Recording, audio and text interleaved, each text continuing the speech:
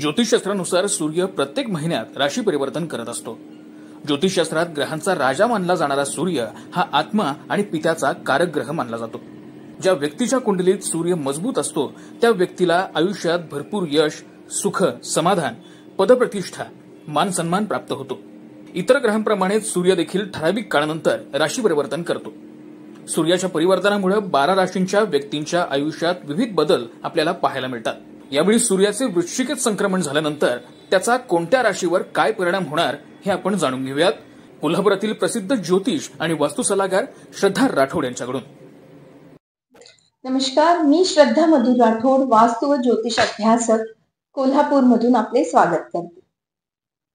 आज आपण चर्चा करणार आहोत सूर्याचं भ्रमण किंवा सूर्याचं गोचर वृश्चिक राशीमध्ये कसे ठरणार आहे। आतापर्यंत जर बघितलं तर सूर्य हा नीचेचा होता, म्हणजेच शुक्राच्या राशीमध्ये होता आणि आता तो मंगळाच्या म्हणजे मित्राच्या राशीमध्ये जाणार आहे। 16 नोव्हेंबर 2024 ला शुक्र ची राशी सोडून सूर्य हा मंगळाच्या म्हणजे वृश्चिक राशीमध्ये जाणार आहे आणि तो तिथे 15 डिसेंबर 2024 पर्यंत राहील। ज्योतिषशास्त्रानुसार जर बघितलं तर सूर्य म्हणजे आत्माकारक आहे। ग्रहांचा राजा सूर्य हा मान, सन्मान, चिकित्सा, प्रभाव आणि प्रकाश देणारा ग्रह आहे। त्यामुळे आता तो जेव्हा निश्चेचा प्रभावातून बाहेर पडणार आहे तेव्हा तो ऑलरेडी सगळ्यांसाठी ऑटोमॅटिकली चांगले प्रभाव घेऊन येणार आहे। हे गोष्ट वेगळी असणार आहे। ही गोष्ट वेगळी ठरेल की ज्याच्या त्याच्या कुंडलीनुसार ज्याला त्याला कमी जास्त प्रमाणामध्ये त्याचे फळ पॉझिटिव्ह मिळतील। मंगळाच्या म्हणजे मित्राच्या राशीमध्ये प्रवेश करत आहे तेव्हा नवचेतना, अगदी असं म्हणता येईल की सगळ्यांसाठी सकारात्मक प्रभाव देणारा आणि उत्तम स्वास्थ्य देणारा ठरू शकेल। याशिवाय ऑलरेडी वृश्चिक राशीमध्ये सध्या बुध आहे आणि बुध आणि सूर्याच्या संयोगाने पुढे येत्या काळामध्ये बुधादित्य योग होणार आहे, जो एक उत्तम असा योग आहे। सूर्याचं वृश्चिक राशीमध्ये होणाऱ्या भ्रमणाने 12 राशींवर काय परिणाम होणार आहे यावर आपण थोडक्यात चर्चा करूया। मेष लग्न आणि मेष राशीसाठी जर बघितलं तर सूर्य हा त्यांच्या अष्टमात जाणार आहे तेव्हा स्वास्थ्याची काळजी घेणं खूप गरजेचं ठरेल आणि शिवाय वाहन चालवताना सावधानी बाळगणे खूप महत्वाचं ठरणार आहे।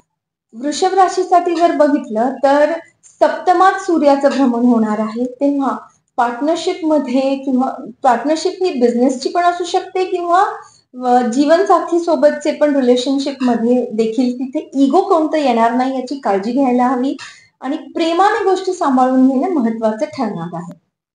मिथुन लग्नाचा जर विचार केला तर मिथुन लग्नाच्या दृष्टीने षष्टम स्थानामध्ये सूर्याचं भ्रमण होणार आहे तेव्हा यात्रा घडण्याचे चान्सेस आहेत।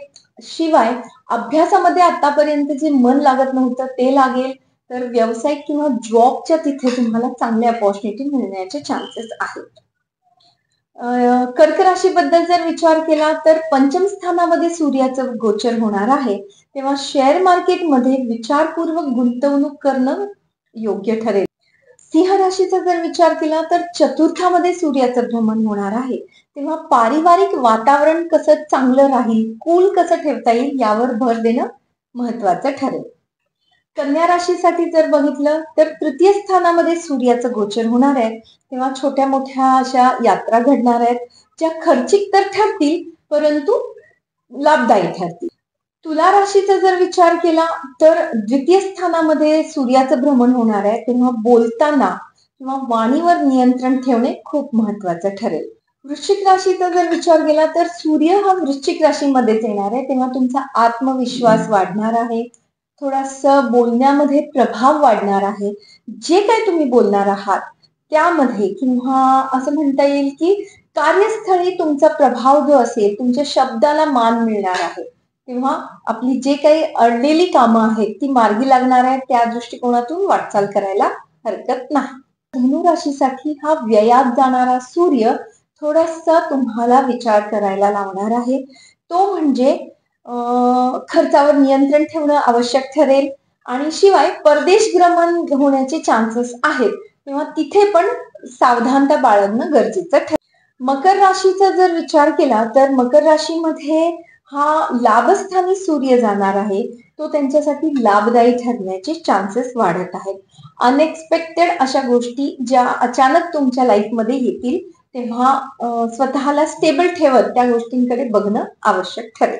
कुंभ राशीसाठी जर विचार केला तर हा दशम स्थानी म्हणजे कार्यस्थळी तुमच्यासाठी काही चांगली अपॉर्च्युनिटी किंवा जे कोण पार्टनरशिप मध्ये काम करतायत या लोकांना थोडस एकमेकांचं सहकार्य जे आतापर्यंत लाभत नव्हतं ते आता लाभणार आहे. आणि मीन राशीचा जर विचार केला तर तो त्याच्या भाग्यस्थानी जाणार आहे. कार्यस्थळी तुम्हाला आणि शिवाय नोकरदार वर्गांसाठी देखील हा सूर्य गोचर भ्रमण जो असणार आहे तो लाभदायी ठरणार आहे.